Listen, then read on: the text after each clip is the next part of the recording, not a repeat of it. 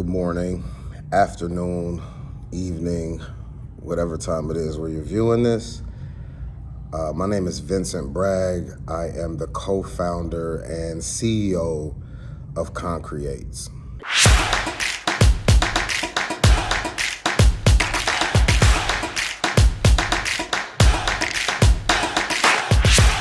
I wanted to kind of start this off by kind of just giving you guys a brief understanding of the story. So, once upon a time, I happened to build a drug empire. My co-founder also happened to successfully rob 27 banks, allegedly, where subsequently we were indicted by the United States of America and sent to federal prison. During that time when we were in federal prison, we were able to, really just re-educate ourselves. We were able to kind of study law and corporate law and real estate law and read a bunch of books and write some books, and happened to be in prison with the founder of this underwear company.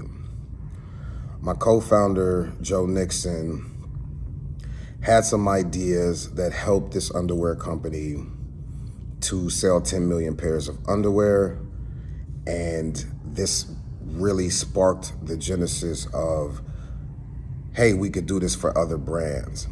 And so we started to look at each other differently. I stopped looking at him as a bank robber and started looking at him as a strategist. He stopped looking at me as a drug dealer and started looking at me as operations or logistics. We started looking at tattoo artists as art directors and poets as copywriters and things like that. So March 1st of 2016, I was released from federal prison, where I joined a prisoner entrepreneurship program called Defy Ventures, where I was able to receive excellent mentorship, the skills, the fundamental skills to start a business, maintain a business, operate a business. And during that time, like I said, excellent mentorship. I was introduced to a man named Tim Jones over at 72 in Sunny, New York, where he introduced me to leadership over at 72 in Sunny, and they understood it immediately. They got behind us, helped us with our visual identity, launched us into the media, and since then have become a global phenomenon in our industry. I kind of want to look at some of the nuances and some of the challenges that maybe we faced, right? And so while I'm in this prisoner entrepreneurship program, a part of our market research was to, really just look at competitors, look at conferences, things that happen in our industry. And so going to these conferences, pitching ConCreates, asking folks to help out, to get behind it, to invest, to do all these sorts of things yielded 2,200 no's. And I mean some of the biggest influencers, some of the biggest accelerators, some of the biggest companies on planet Earth said no. Right? They could not see the value of this population in this industry. And so one of the things that I think was a great move was to really stop going to folks strictly because maybe they had money or they were investors, strictly because they were brands, and really started to partner with agencies that worked with the brands that we wanted to, who also understood creativity, right? The creative industry is most forgiving when it comes to criminal history. And so that was like an ultimate pivot for us. If it had not been for the partnership with 72 and Sunny, I kind of wonder what ConCreates would look like today. And so I'm extremely grateful for that opportunity.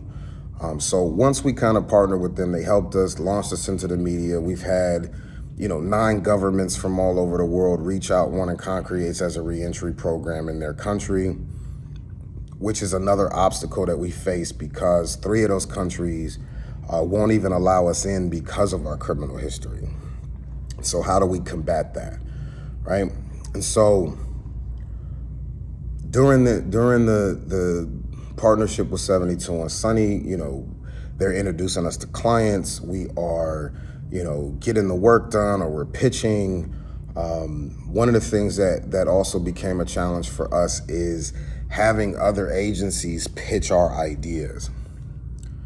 It's kind of difficult, right? No one can really pitch us like us, right? So pivoting from, coming up with the ideas, doing the research and turning that over to an agency, put us in a new position to now pitch side by side with our agency partners. So that was a whole other pivot that I believe also was a very smart pivot for us by doing it that way. So boom, we launch into the media. Our first real client was, a small record label called Rock Nation. We were able to do some work with them, and it just kept rolling from there. So it's been, the artist formerly known as Facebook, Meta, it's been Trojan, it's been Instagram, it's been United Airlines, it's been Google, it's been all of these different companies. And so from my perspective, a lot of times it's really about locking into your vision and really figuring out ways to navigate, right? Because obstacles are always going to be placed in front of you, especially when you're building something from the ground up. I know it sounds really cliche to say never give up, but lock in that vision and push, right? Don't waver from that particular vision, because it's easy for outside individuals to come in and transform that vision into something different or counterproductive to what you set it out to be. And so, it's not for the faint at heart. You really have to have a strong sense of faith, a strong sense of belief in yourself and your team. And again, that vision is the end result, right? The end result. What do you want this to look like? And then the plan is something totally different. That's how you get to where you're going. And so I think one of our biggest inspirations for creativity happens to be, what our value system is, right? Creativity without opportunity is what leads to criminality.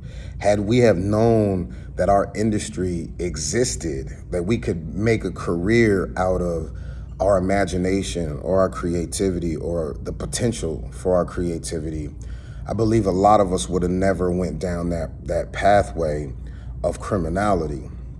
And so my biggest ask to us as an industry is to bring more awareness to some of these communities that come from where we come from,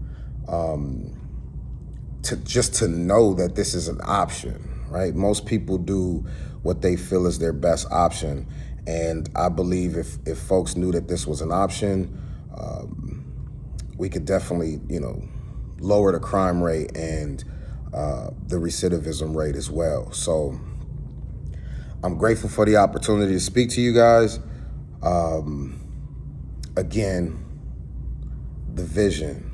Lock into that vision. Those obstacles will come, but there's always a way around it if you stay true to your vision. Thank you.